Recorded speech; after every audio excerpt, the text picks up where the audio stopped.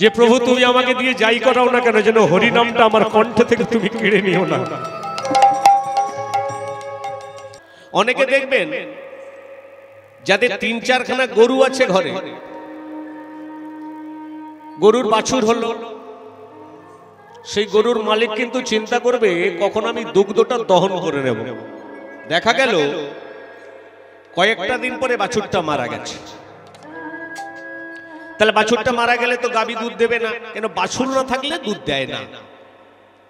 তখন ওই খাটালের মালিক কি করে জানেন, বাছুরটাকে নিয়ে গিয়ে চামড়াটাকে ছাড়িয়ে আনা হয়, মরা বাছুর।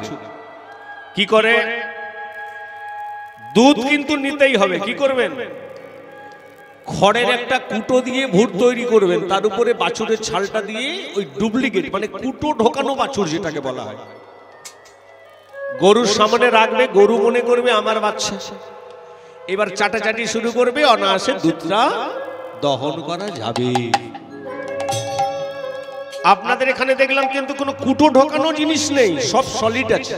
না, দুটো হাত, দুটো পা, দুটো চোখ আছে বলে আমরা মানুষ তা নয়। মানুষ হতে গেলে মান, হুঁশ আর চেতনা তিনটে একত্রিত ভাবে থাকতে হবে, সম্পূর্ণভাবে। কে হিন্দু, কে মুসলিম, কে খ্রিস্টান, কে জৈন, কে ফরাসি, আমাদের বাঁচলে হবে না। মানুষ হলো সর্বশ্রেষ্ঠ সতেজ জীব। পৃথিবীর মধ্যে যতগুলো জীব আছে তাদের হত আকারটা দেননি, তাদের নামের সঙ্গে হতটা যোগেননি, তাদের সঙ্গে কোনো ট্রানজাকশন নেই, কিন্তু এই মানুষের উপরে আছে। একটা জিনিস ব্যবহার করেছে, এরা কলি হত জীব। কেন বললেন হত মানে কি? আস্তে, হত মানে মরে যাওয়া। তাহলে আমরা তো চলছি, কথা বলছি, হাঁটছি, তাহলে আমাদেরকে হত বানিয়ে দিলেন কেন? তাহলে আমরা মরা। শাস্ত্রে কি বলে জানেন? প্রত্যেকটা মানুষের তিনটে করে চোখ, প্রত্যেকটা মানুষের তিনটে করে হাত, তবে দুটো হাত কাজে লাগাতে হয়, একটা হাত ছেড়ে দিতে হয়। আর তিনটে চোখ কি? দুটো চোখে আমরা পাপ কর্ম দর্শন করি, আর একটা চোখ ঢাকা থাকে, সেইটা যেদিন খুলবে সেদিন আমাদের চেতনা চৈতন্য ফিরে আসবে। মায়েরা, আজ থেকে প্রায় 539 বছর আগেকার ঘটনা।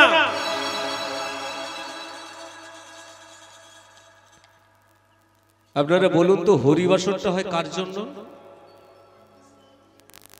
কৃষ্ণের জন্য হয় না নারায়ণের জন্য হয় না রামের জন্য হয়? কার জন্য হয়? কার জন্য বলুন? এই হরিবাসরটা কার জন্য তৈরি হয়েছে? কি হলো? এই যে ঠান্ডায় বসে আছেন এত কষ্ট করে লাইটের তলায়, প্যান্ডেলের নিচে, মনে হয় যেন বিয়ে বাড়ি এসেছেন, তাই না? বলুন তো, এই হরিবাসরটা কার জন্য তৈরি হয়েছে? কার উপলক্ষটা কে? কে কে বাবা? কে দেখেছেন? কি কীর্তন শুনছেন এতদিন? এর আগে সুভদ্রাদি গান করে গেল, উত্তর গোষ্ঠ লীলা করে গেল, বলেনি? আসলে কি জানেন তো, একটা কথা না বলে থাকতে পারি না, যাহা খেলে বাঁচে না সে হলেন শকড়ি, জগতের নাথ যিনি সে হলেন নেকড়ি। আমরা হলাম বাঙালি, ভাত আমাদের প্রিয় খাদ্য, ভাত না খেলে আমরা বাঁচতে পারি না। কিন্তু সেই ভাত যখন খেয়ে কোনো জিনিসে হাত দেয়া হয়, আমার মায়েরা বলে যে হাত দিও না বাবা, তোমার হাতটা শকড়ি গেটো হয়ে গেছে। কিন্তু জানা দরকার এই ভাত না হলে আমরা বাঁচবো না। আপনারা কীর্তন শুনছেন, এত টাকা খরচা করে এত সুন্দর প্যান্ডেল বানিয়েছেন, এত সুন্দর পরিষেবা, এত বড় বড় দল নিয়ে এসেছেন, কিন্তু আপনারা নিজেরা জানেন না হরিবাসরটা কার জন্য তৈরি হয়েছে। এই হরিবাসরটা তৈরি হয়েছে কৃষ্ণের জন্য নয়, এই হরিবাসরটা হয়েছে নারায়ণের জন্য নয়, হরিবাসরটা রামের জন্য নয়। এই হরিবাসরটা কার? আজ থেকে 539 বছর আগে যে এসেছিল বাংলায় 893 সাল ফাল্গুন মাসের পূর্ণিমা তিথি, বারে ছিল বৃহস্পতিবার, আর বাংলায় তারিখ ছিল 22 তারিখ। কথাগুলো মনে রাখবেন। বাংলায় 892 সাল ফাল্গুন মাসের পূর্ণিমা, বারে ছিল বৃহস্পতিবার, আর বাংলায় তারিখ ছিল 22 তারিখ, যার নাম ছিল শ্রী সচিনন্দন নিমাই। এই হরিবাসর কিন্তু কৃষ্ণের জন্য নয়। কৃষ্ণের জন্য যদি হরিবাসর হতো তাহলে আপনারা চিড়ের ভোগ দিতে পারতেন না, মালসা ভোগ দিতে পারতেন না। এটা গৌরাঙ্গর উপলক্ষ। সেই গৌরাঙ্গ, সেই গৌরাঙ্গ অবতার হয়েছেন কেন? সত্যযুগ, দ্বাপর যুগ আর ত্রেতা যুগ, তিনটে যুগে উনি যেভাবে রাজপ্রাসাদ গ্রহণ করে গেছে, এই কলিযুগে সব উল্টো দিয়ে গেছে, অবুল্টো। কেন জানেন? দ্বাপর যখন শেষের পথে চলে যায়, ভগবান কৃষ্ণ ক্ষীরোদা নদীর তীরে দাঁড়িয়ে দাঁড়িয়ে কাঁদছে, আমি কি পেলাম? আমার জীবনে কোনো সুখ হলো না। অগণিত ভক্তমণ্ডলী আমার কাছে সুখের জন্য হাহাকার করে কাঁদে, আমি তাদের সুখ দিই, কিন্তু আমি তো নিজে সুখী নই।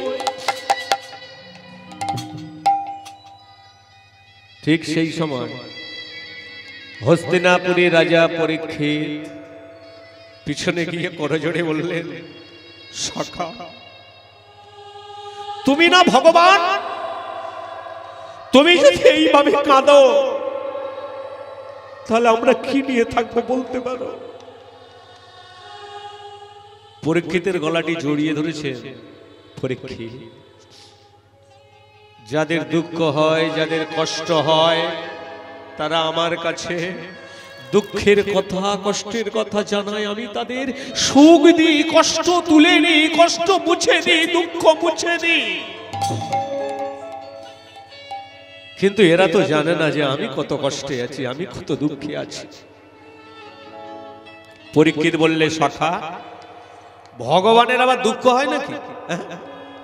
ভগবানের আবার কষ্ট হয়? তুমি কেমন ভগবান যে তোমার কষ্ট হয়, দুঃখ হয়? পরীক্ষিতকে বলেছিল, পরীক্ষিত এই পৃথিবীতে সবাই চায় একবেলা খাবো, একবেলা না খেয়ে থাকবো, জল খেয়ে থাকবো, ঠিক, কিন্তু কারোর সঙ্গে মারামারি ঝগড়া দাঙ্গা করব না, এটা আমরা সবাই চাই। পরীক্ষিত বলল, হ্যাঁ আমিও তো চাই। বলে, তাহলে একবার ভেবে দেখো তো, আমি যতবার জন্মেছি আমার জীবনে কি দুঃখ ছাড়া, কষ্ট ছাড়া, যুদ্ধ ছাড়া কিছু নেই? সত্য যুগে জন্মেছিলাম, সত্য যুগে যুদ্ধ করে বাঁচতে হয়েছে আমাকে। ত্রেতা যুগে এসেছিলাম, ত্রেতা যুগে যুদ্ধ করে বাঁচতে হয়েছে আমাকে। দ্বাপর যুগে এসেছি, এখানে যুদ্ধ করতে হয়েছে। তবে এতদিন আমি যুদ্ধ করেছি বাইরের লোকের সঙ্গে। কেন? বাইরের লোকের সঙ্গে মারামারি করলে, যুদ্ধ করলে মনকে সান্ত্বনা দেয়া যায় যে আমার শত্রু হতে পারে বাইরের লোক। কিন্তু এই দ্বাপর যুগে এমন একটা শত্রু আমার ছিল, সে বাইরের লোক নয়, সে আমার আপনজন, আমার নিকটতম আত্মীয়। নিকটতম মানে কি? একদম কাছের আত্মীয়। পরীক্ষিত বলল, কাছের মানুষ তোমার সঙ্গে যুদ্ধ করেছে? বলছে, হ্যাঁ। কে? বলছে, কেন? আমার মামা কংস। নিজের মামার সঙ্গে যুদ্ধ করে আমাকে রাজপ্রাসাদ গ্রহণ করতে হয়েছে। তবে আমি এবারে প্রতিজ্ঞা করেছি, আমি রাজপ্রাসাদে আর জন্ম নেব না। যতবার আমি অট্টালিকার উপরে জন্ম নিয়েছি, রাজভোগ গ্রহণ করেছি, ক্ষীরসর রমণী গ্রহণ করেছি, ততবার আমাকে যুদ্ধ করতে হয়েছে, ততবার আমাকে দাঙ্গা করতে হয়েছে, ততবার আমাকে মারামারি করতে হয়েছে।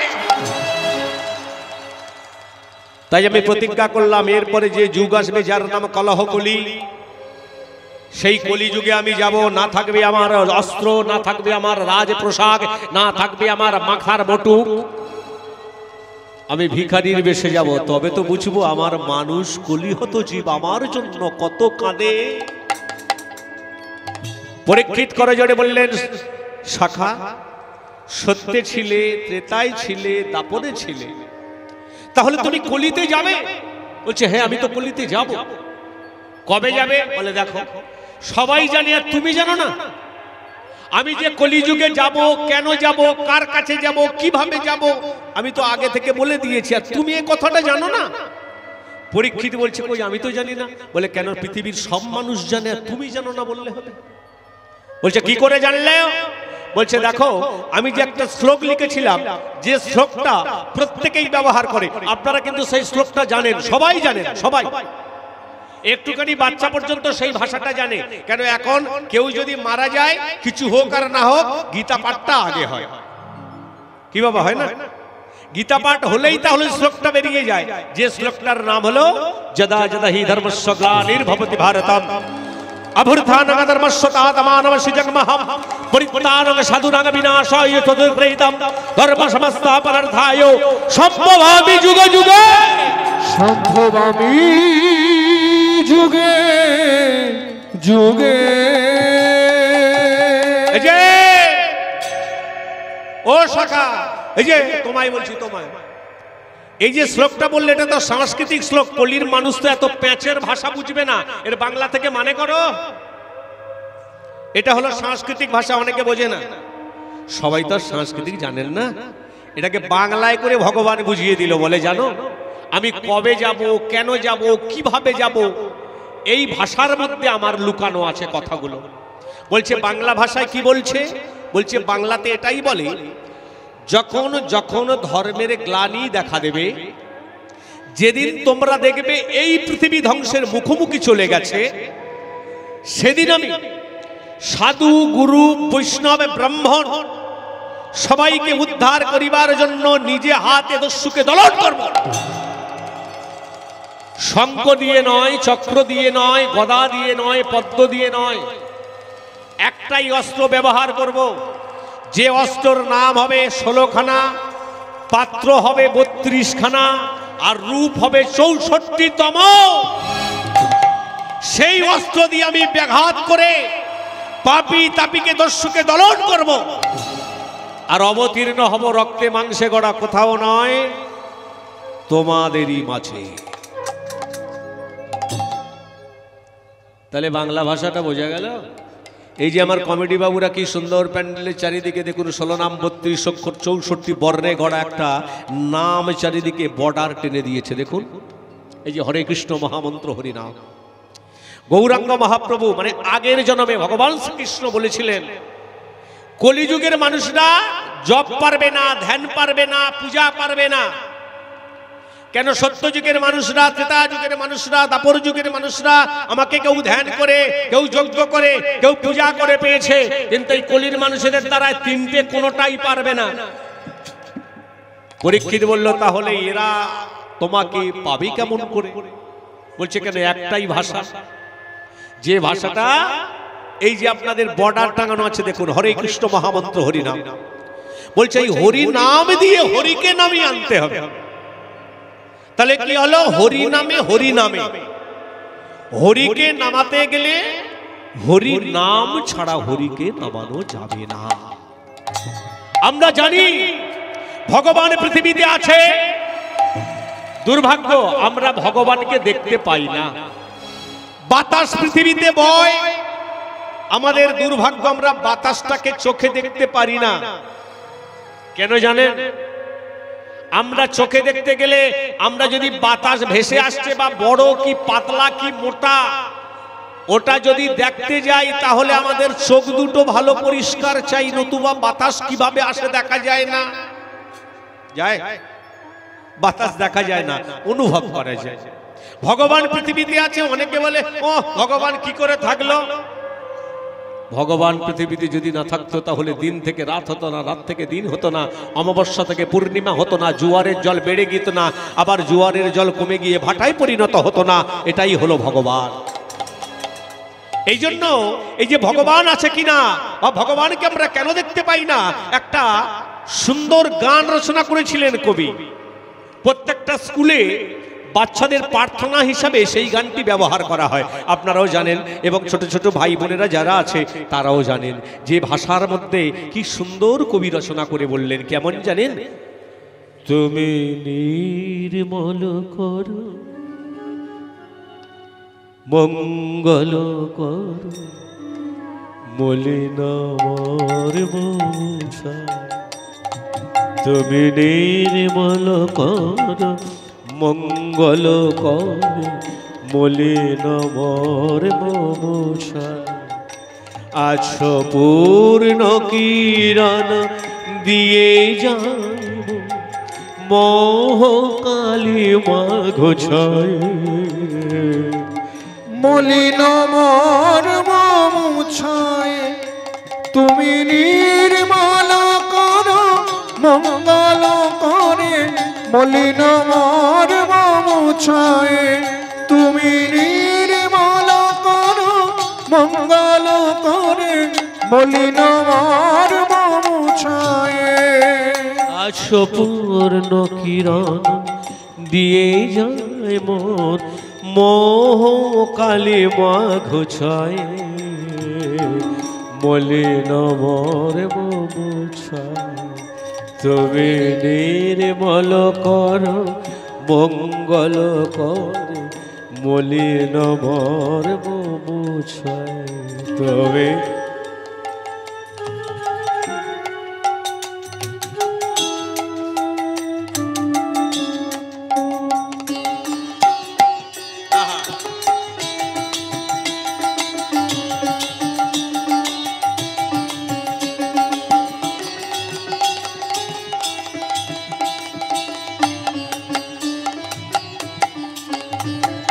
আশয়ন লয়নীলে চিরৌন ভনিলে উদন শনিলে গহরে আছবিত পিলতায় জলদের গায়ে শশিতার গায়ে তপ।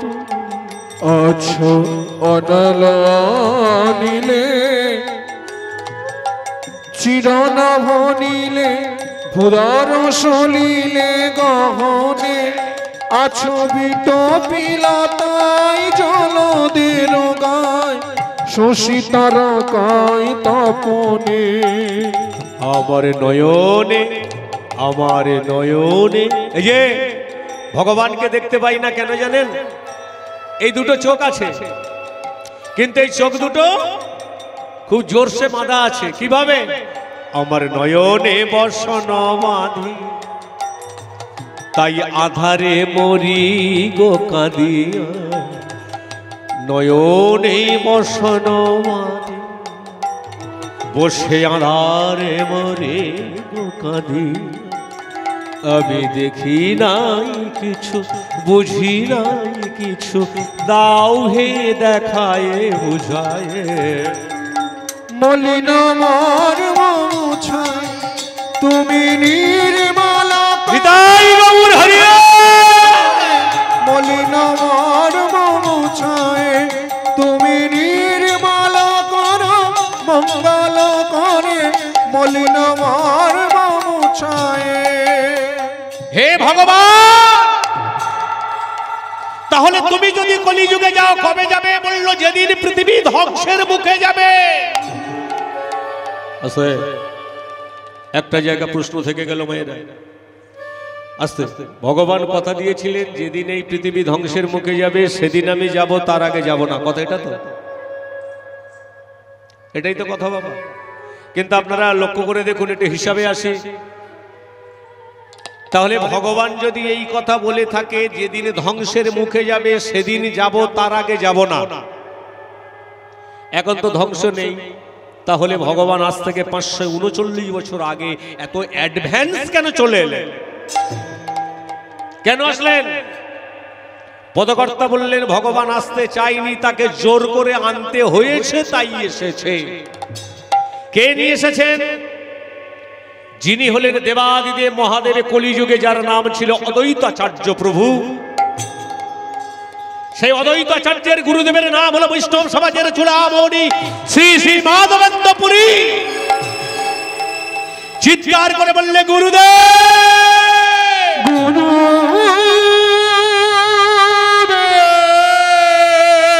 গুরুদেব দরজা খোলো।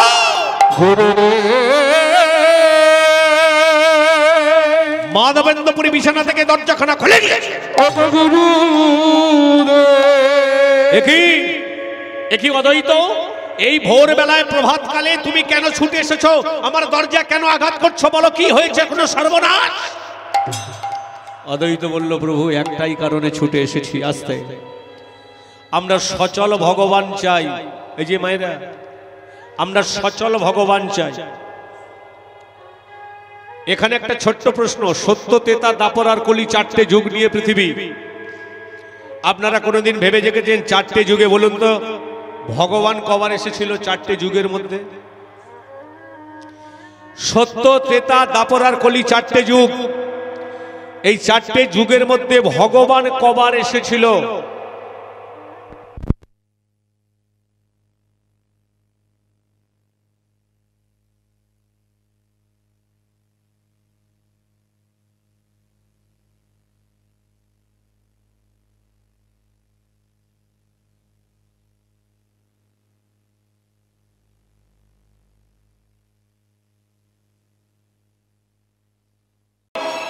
ভগবান কবার এসেছিল এই চারটে যুগে?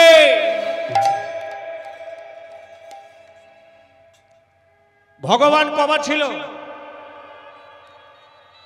সবাই বলে নারায়ণ ভগবান, অনেকে বলে রাম ভগবান, অনেকে বলে কৃষ্ণ ভগবান, অনেকে বলে চৈতন্য মহাপ্রভু ভগবান।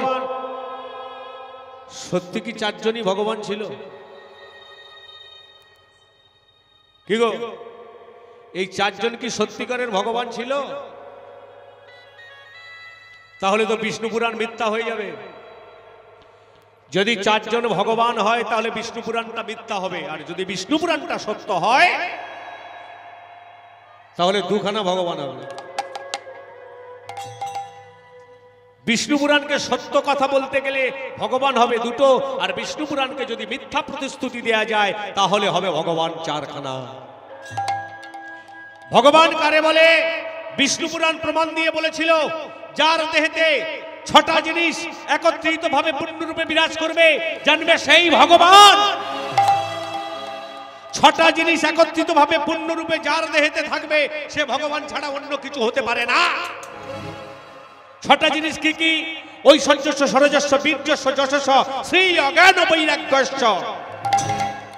ঐশ্বর্য, বীর্য, যশ, শ্রী, জ্ঞান, বৈরাগ্য, এই ছটা জিনিস যার দেহে থাকবে, রাম শ্যামে যদু মধু যার থাক সেই ভগবান। আর আমরা কি করি? রামকে কখনো বলি ভগবান, নারায়ণকে কখনো বলি ভগবান, কৃষ্ণকে কখনো বলি ভগবান, গৌরাঙ্গকে কখনো বলি ভগবান। আসলে ভগবান চিনতে শিখিনি আমরা, আমাদের ফল হবে কি করি? হ্যাঁ, আগে চিনতে শিখতে হবে তো ভগবানটাকে। ছটা জিনিস একত্রিত ভাবে আছে। ভগবান যে কৃষ্ণ ভগবান সঠিক এটা প্রমাণ দিয়েছিল কে? গড়গমণি ধ্যানে থেকে জানতে পেরেছিল। এই কৃষ্ণ যে ভগবান গড়গমণি জানতে পেরেছিল। ব্যাস এই পর্যন্ত রাখলাম। আচ্ছা বলুন তো, পৃথিবীতে কৃষ্ণ রূপ প্রথমে কে দর্শন করেছিলেন? আপনারা যে কৃষ্ণ দাঁড় করিয়ে রেখেছেন, বামে একটা লেডিস আছে যার নাম ছিল রাধা। আচ্ছা বলুন তো, রাধা কোনো মেয়ে ছেলে? তাহলে পাশে ওটা কে? ওই যে রাধা যদি না মেয়ে ছেলে হবে, পাশের লেডিসটা কে? কি গো, রাধা মানে কি? রাধা মানে কোনো মেয়ে ছেলে? লাদিনী শক্তি। রাধা কোথায় থাকে? পুরুষদের থাকে মস্তকে রাধা। নিম্নগতি হইতে হয় যার নাম ধারা, আর উচ্চগতি যে যেই ওঠে সেই হলো রাধা। আমরা যাকে তাকে রাধা বলছি, যাকে তাকে ভগবান বলছি, আসলে ভগবান কোনটা আমরা জানি না। আচ্ছা বলুন তো, কৃষ্ণ যদি ভগবান হবে, ওই কৃষ্ণকে পৃথিবীতে সর্বপ্রথমে কে দর্শন করেছিলেন? আস্তে কি হলো? কৃষ্ণকে পৃথিবীতে কে আগে দর্শন করেছিল জানা নেই তো? জানা না থাকলে বলুন, আমি বলে দেবো। জানা নেই তো? আপনারা কোনোদিন শুনেছেন রাম আর লক্ষ্মণ একবার ওই নাগপাশে বন্দী হয়েছিল সাপের বন্ধনে? ওই নাগ পাশে যখন বন্দী ছিল, সঙ্গে কে ছিল? পরম ভক্ত হনুমান।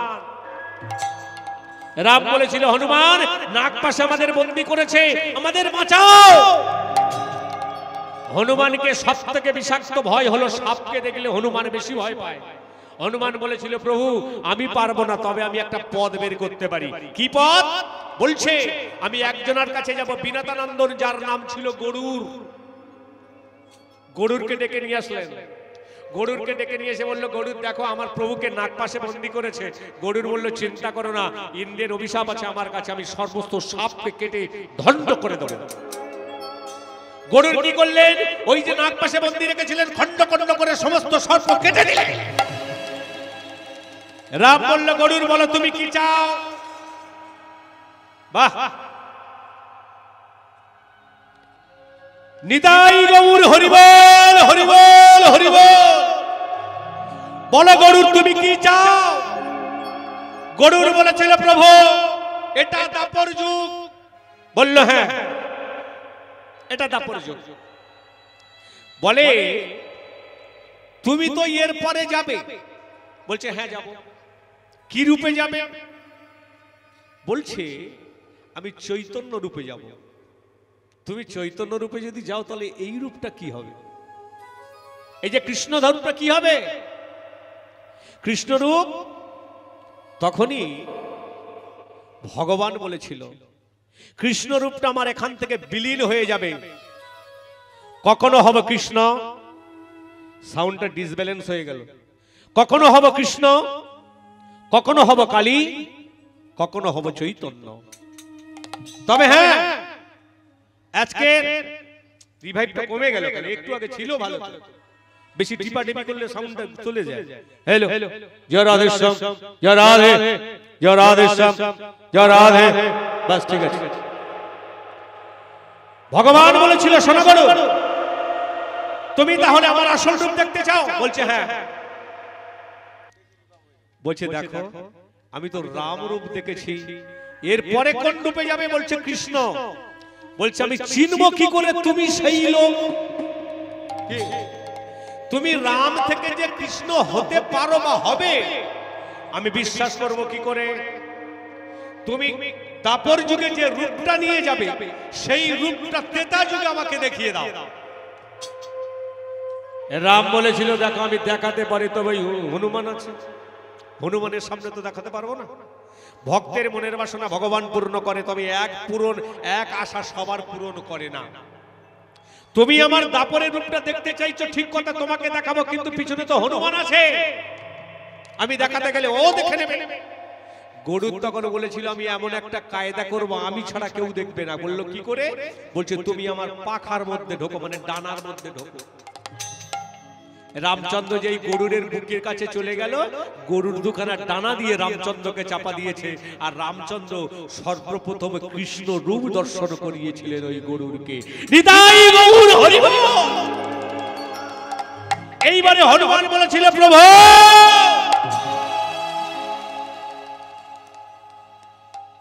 তুমি গরুরকে কে ডেকে নিয়ে এসেছে তোমাকে বাঁচানোর জন্য? রাম বলছে কেন তুমি? বলছে আমি ওকে ডেকে নিয়ে আসলাম, ও যদি তোমার কৃপা পায় তাহলে আমি কেন পাবো না? হনুমানকে বলছে বলো তুমি কি পাও, কি চাও, কি পাবে? বলছে প্রভু আমি তোমার, ও তোমার পরের রূপটা দেখেছে, আমি তোমার আগের রূপটা দেখতে চাই। মানে কি? ও তোমার পরের রূপটা দেখেছে, মানে দাপরের পরে যে রূপটা হবে সেই রূপটা আমি দেখবো, আর দাপরের আগে যে রূপটা মানে দাপরে চলাকালীন যে যুগটা থাকবে সেই যুগের দর্শন রূপ তুমি ওকে করিয়েছো। ও যদি তোমার কৃষ্ণ দেখে আমি তো কৃষ্ণ দেখবো না। তুমি নারায়ণ হও, কৃষ্ণ হও, কালী হও, দেখার দরকার নেই, আমি কিন্তু একটাই রূপ দেখবো, সেটা হলো জয় শ্রীরাম।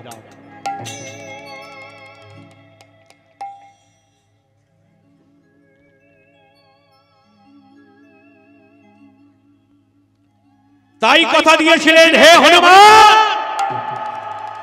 আমি কলিযুগে যাব, আমি কলিযুগে যাব, আর তুমি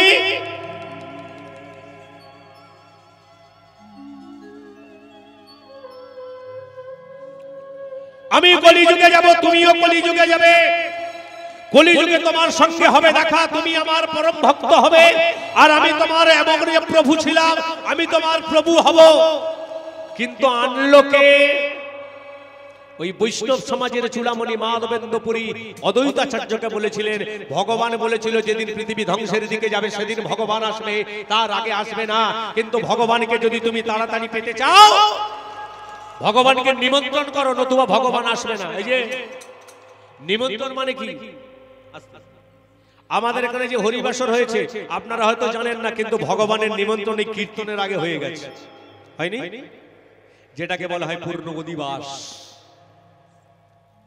বললো নিমন্ত্রণ করতে হবে, বলছে তাহলে চিঠি লিখি কেন? এখনকার দিনে যেমন ওই 10টা নাম্বার খ্যাক খ্যাক করে মারলে দিল্লি পর্যন্ত খবর চলে যায়, তখন তো ছিল না। তখন কাউকে নিমন্ত্রণ করতে গেলে কি হতো? চিঠি লিখতে হতো। আমরা এক সময় লিখেছি, যখন আমার বয়স 15-16 ছিল, তখন আমি দেখেছিলাম যে ইংল্যান্ড খামে আমরা চিঠি লিখতাম আর লিপ টাচ মানে ঠোঁটের একটু ঘষে দিতাম, ওই ঠোঁটের লালাতে মুখটা চেপে দিলে এঠে যেত, বক্সে ফেলে দিতাম, চলে যেত। তবে হ্যাঁ, এখন এক টাকা খরচা করলে যেমন দিল্লি পর্যন্ত 1 মিনিটে কল ঢুকে যায়, তখন তো হতো না। একটা চিঠি যেতে গেলে মিনিমাম দিল্লি পর্যন্ত 15 দিন সময় লাগতো। বলছে কি পাতায় লিখবে? বলে হ্যাঁ চিঠি লেখো, তবে কাগজের চিঠি ভগবানকে পাওয়া যায় না। কি মজার কথা দেখো। বলছে কাগজে চিঠি লিখলে ভগবানকে পাওয়া যায় না। বলছে কাগজে যদি না চিঠি লিখলে ভগবানকে পাওয়া যায়, তাহলে কিসে লিখবো? বলছে পাতায় লেখো, পাতায়। আচ্ছা বলুন তো মায়েরা, কোন পাতা দিয়ে ভগবানকে ডাকলে ভগবান বেশি সন্তুষ্ট হয়? আস্তে, কি পাতা? কি পাতা? তুলসী পাতা। বলছে পাতার উপরে চিঠি লেখো, পাতায় চিঠি লিখে গঙ্গার জলে হা গৌর বলে ভাসিয়ে দাও। দেখবে যেদিন তোমার গুরু নয়নের প্রেম বিকাশ ঘটেছে, সেদিন ভগবান নেমে এসেছে। কত সালে নেমে এসেছিল জানেন? বললো ঠিক আছে গুরুদেব, তাহলে আমি প্রত্যেকটা দিন নিমন্ত্রণ করব, ভগবান আসবে। বলছে হ্যাঁ, আচ্ছা গুরুদেব, এবারে তুমি বলো, আমি তো রক্তে মাংসে গড়া ভগবান চাই, সতেজ ভগবান চাই, যে মারামারি করতে পারবে, যুদ্ধ করতে পারবে, কথা বলতে পারবে, হাঁটতে পারবে, আমি তেমন ভগবান চাই। তাহলে তার জন্য একটা মেয়ে ছেলের দরকার আছে, কি তাই না?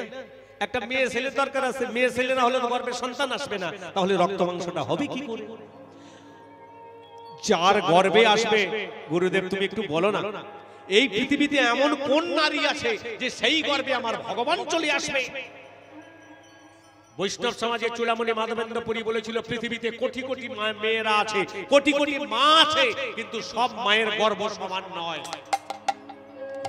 এই কোটি কোটি মায়েদের মধ্যে একটা মা শ্রেষ্ঠ। কে গো?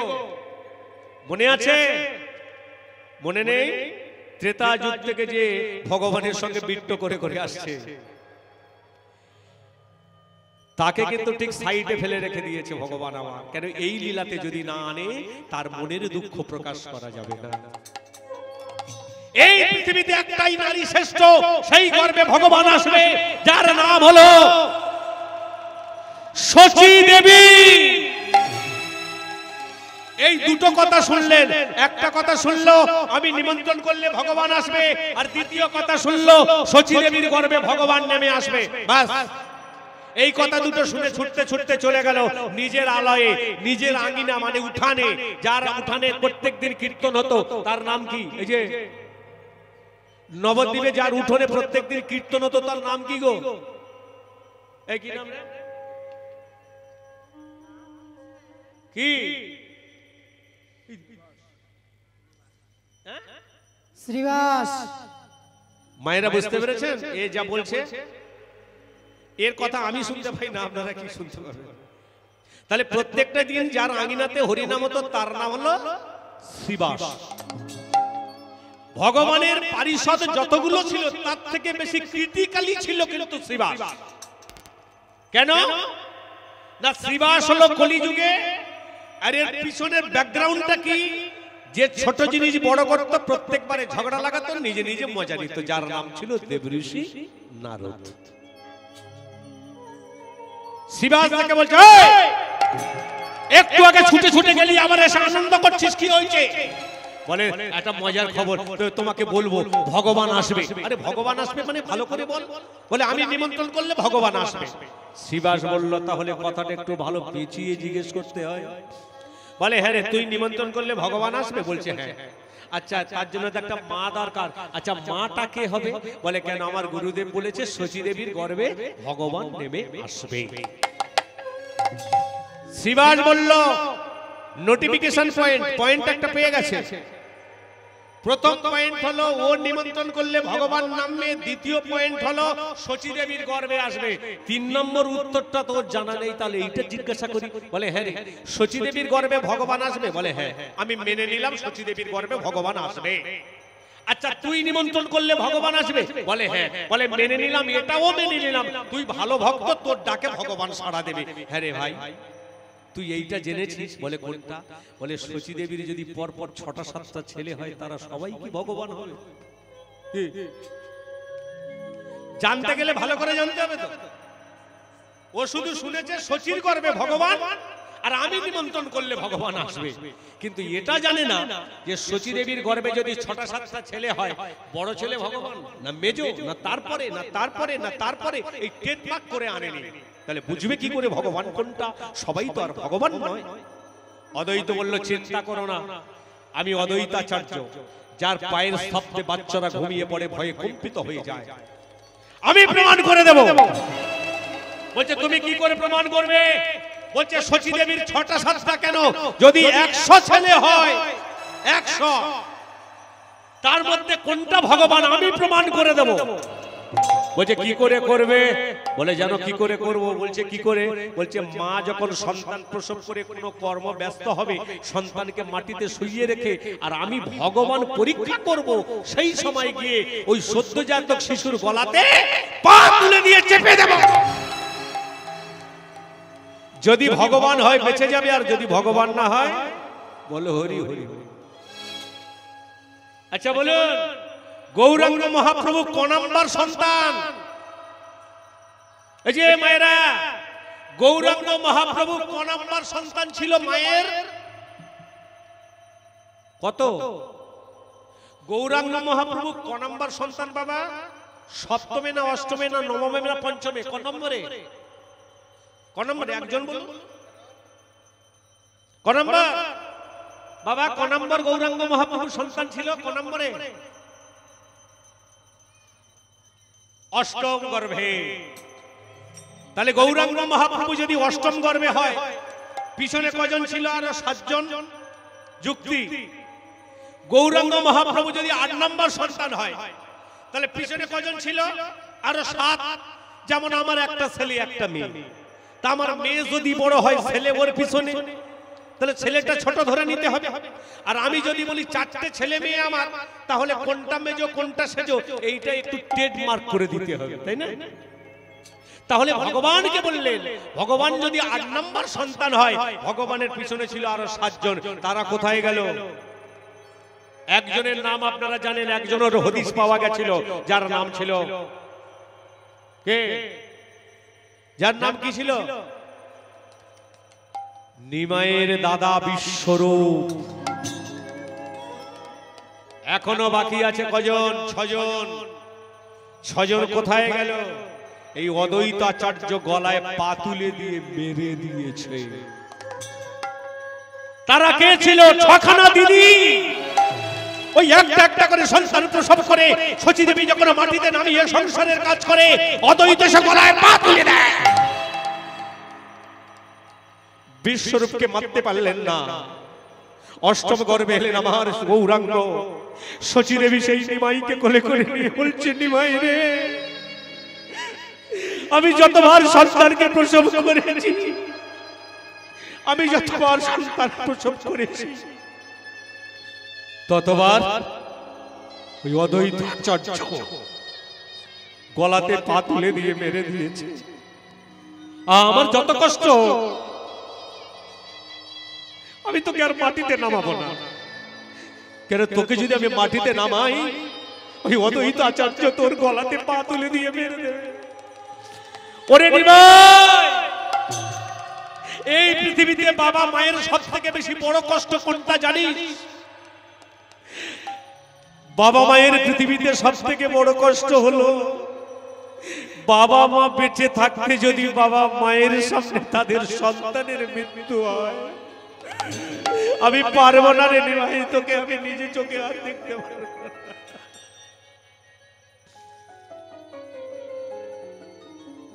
নিমাই মায়ের কোলে শুয়ে আছে। শচী দেবীর চিন্তা, নিমাইকে মাটিতে নামাবো না। আর নিমাইয়ের চিন্তা, মাগো তুমি যদি আমার মাটিতে না নামাও, তাহলে এই পৃথিবীতে কে বলবে আমি কলির ভগবান? মা যত নিমাইকে কোলে ধরে রাখে, নিমাই তো মায়ের কোলে ছটকাতে শুরু করে। মা এক সময় ক্রুদিত হয়ে নিমাইকে মাটিতে নামিয়ে দেয়। আর অদ্বৈতাচার্য দূর থেকে দেখতে পেল নিমাই মাটিতে হামা দিচ্ছে, অদ্বৈত ছুটতে ছুটতে আসছে নিমাইয়ের গলায় পা দেবে বলে। নিমাই মনে মনে ভাবলো, আরে আমার ভক্ত অদ্বৈত কত কষ্ট করে ছুটে ছুটে আসছে, বরং আমি একটু হামা দিয়ে যদি ওর কাছাকাছি যাই তাহলে গলায় পাটা তাড়াতাড়ি দিতে পারবে। শচীদেবী ছেলেকে কোলে থেকে নামিয়ে দিয়ে নয়ন দুখানা মুদিত করে ভগবানকে ডাকছে, ভগবান আমি মামলা ধরে রাখতে পারলাম না, এর আগে আমার ছোটা ছোটা মেয়েকে মেরে দিয়েছে, একটা ছেলে ছিল সেও পালিয়ে গেল, আর অবশেষে নিমাই এলো, আজকে নিমাইও নেমে গেল, নিমাইকে হয়তো মেরে দেবে। অদ্বৈত ছুটতে ছুটতে আসছে, আর প্রভু আমার হামা দিতে দিতে অদ্বৈতের চরণের কাছে যেই গেছে, অদ্বৈত পা দিতে যাবে, দেখলেন কি যেই পাটা দেবে তুলেছে, দেখতে পেলেন প্রভুর ডান পায়ের তলায় শঙ্খ চক্র পদ্ম আর গদার চিহ্ন জ্বলজ্বল করছে। চুপ করে গেছে, একই আমি এতদিন এত সন্তানকে মেরেছি, কারণ পায়ের তলায় অতগুলো চিহ্ন দেখিনি, এর পায়ের তলায় চিহ্ন কি? কোলে কোলে তুলে নিল নিমাই, নিমাই বলে চিৎকার করছে, মাথা তোল নিমাই। এতদিন পরে আমি বুঝতে পেরেছিলাম আমার স্বপ্নে দেখা ঈশানকে আমি কোলে পেয়েছি, এই তো আমার স্বপ্নে দেখা ঈশান। তাই নিমাইকে কোলে করে নিয়ে অদ্বৈতাচার্য কাঁদছে, আর অদ্বৈতাচার্য চিৎকার করে বলছে, মা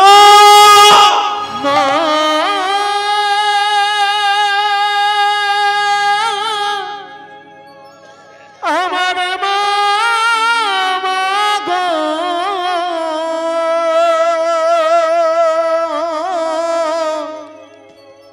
ওগো মা, ওগো মা, আরে দেখো দেখো দেখো, আর ভয় নেই, তোমাকে আর ভয় পেতে হবে না, তোমার ছোটা ছোটা মেয়ের গলায় পা তুলে দিয়ে আমি মেরেছি, আমি। তবে হ্যাঁ, আজকের আমি নিমাইয়ের গলাতে পা তুলে দিতে গিয়ে পা তুলে দিতে পারলাম না, কেন জানো? যার গলাতে পা দিতে এসেছি তার ডান পায়ের তলায় শঙ্খ চক্র গদা পদ্মের ছবি দেখতে পেয়েছি। ওগো মা, যে কিনা বিশ্ব ব্রহ্মাণ্ডের মালিক, তাকে কি মারা যায় মা? বিশ্ব চরাচর মাঝে, বিশ্ব চরাচর মাঝে, বিশ্ব চরাচর মাঝে, বিশ্ব চরাচর মাঝে, বিশ্ব চরাচর মাঝে, বিশ্ব চরাচর মাঝে, এই বিশ্ব চরাচর মাঝে, বিশ্ব চরাচর মাঝে, তুমি বিনা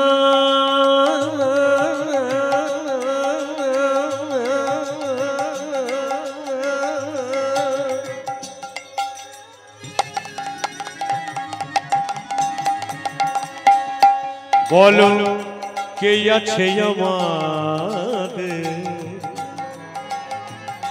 বিশ্ব চরাচর মাঝে, আর বিশ্ব চরাচর মাঝে, তুমি বিনা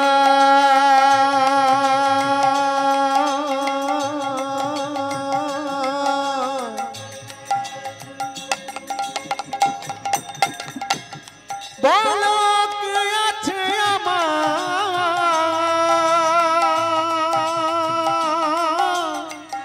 বিশ্ব চরাচর মাঝে, বিশ্ব চরাচর মাঝে, যে ছিল আমার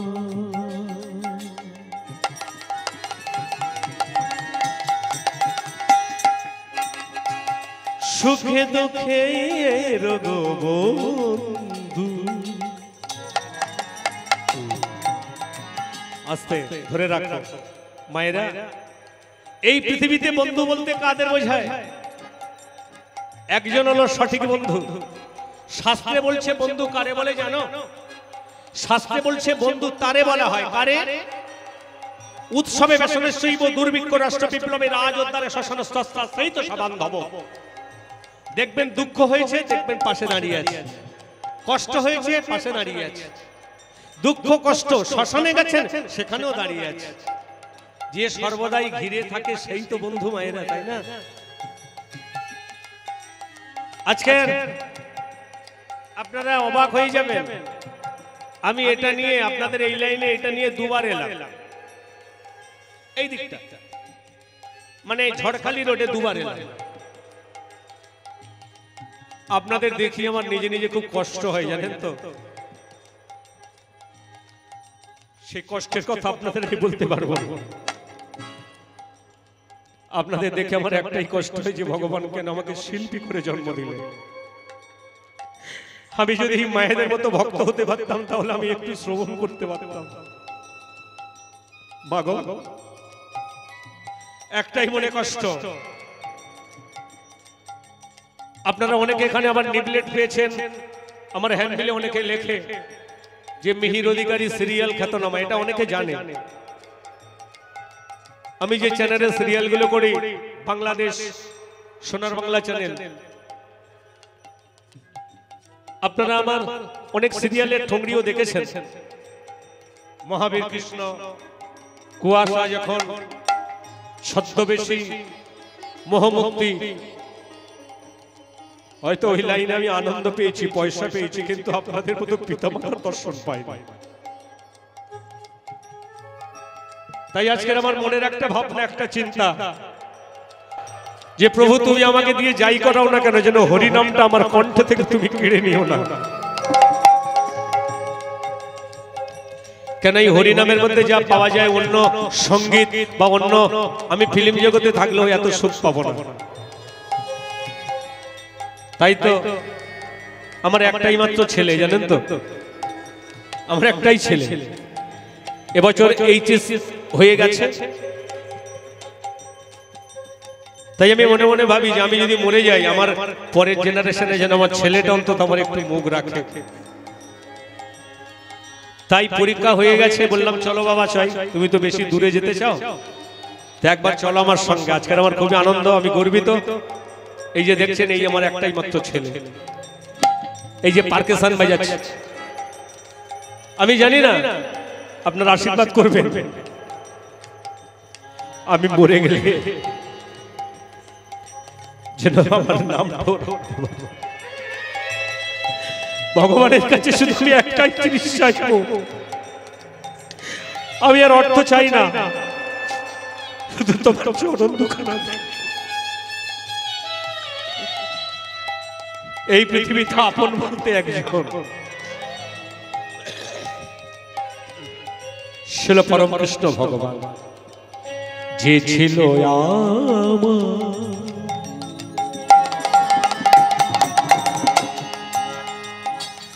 সুখে দুঃখে রোগ বন্ধু, সে হলো আমার জীবন দুয়ারের সিন্ধু। ও গো যে ছিল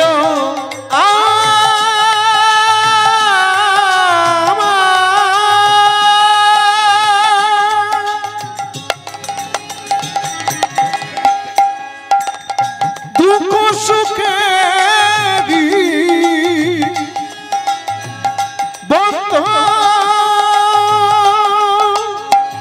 সে হলো আমার জীবন দুয়ারের বন্ধু। তার নাম আমি ভুলিতে কি পারি, তার নাম আমি ভুলিতে কি পারি বলো তার নাম আমি ভুলিতে কি পারি বিশ্ব চরাচর মাঝে বিশ্ব চরাচর মাঝে নিমাই রে